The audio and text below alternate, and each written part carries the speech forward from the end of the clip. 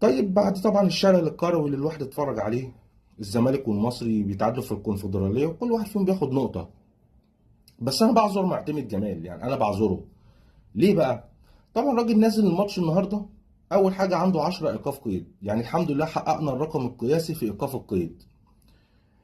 عنده لعيبه مصابه، عنده لعيبه موقوفه، عنده لعيبه فسخت عقودها، عنده لعيبه نايمه في بيوتها، عنده لعيبه ناسيه انها بتلعب في الزمالك فما بتجيش اصلا.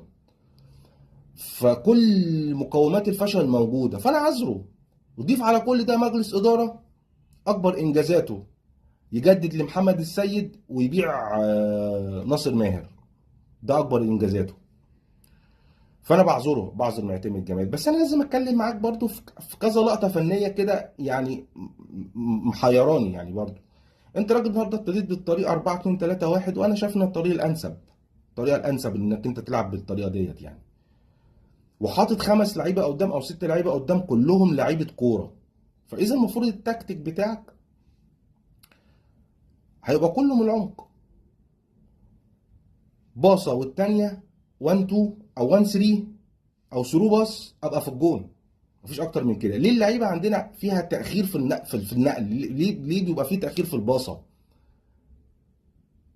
وخصوصا ان انت عندك الباكات بتوعك الاثنين مش هيزيدوا، مش هيبقى فيه عرضيات، والوينجات اللي عندك سواء كان شيكوبانزا ولا بيزيرا برضو مالهمش في العرضيات، لعيبه كلها اختراقات وتفنش. فليه ليه الريتم، ليه الريتم قدام ما يبقاش من لمسه واحده؟ انا ما اعرفش. هيفرق معاك قوي، خصوصا ان هم لعيبه كوره، هيفرق معاك قوي. ما انت حاططهم ليه الخمسه سته دول؟ ليه حاططهم؟ ما عشان كده.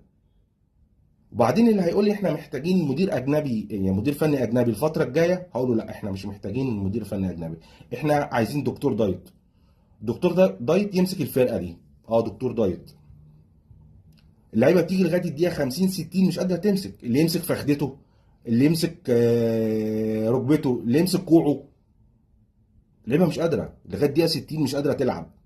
مفيش غير شيكوبانزا بس اللي بيكمل لغايه الدقيقه 90 عشان افريقي. انما بقيه اللعيبه حالها زي حال لعيبه الدوري كلها. مفيش بدني. عليه العوض مفيش بدني خالص. تعالى بقى يا عم نبيل الكوكي، كوكي قوي بتاع المصري. لان انا بصراحه مش قادر اعدي الفيديو لما اتكلم عليه. ده راجل واقف في الطراوه، في الطراوه.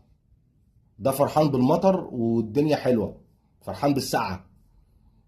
يعني انت فرقه شايف ان الجزء الباكات بتوعها مش عارفين يعملوا اي تغطيه عكسيه. تبتدي الشوط الاول كله شغل بتاعك كله من العمق.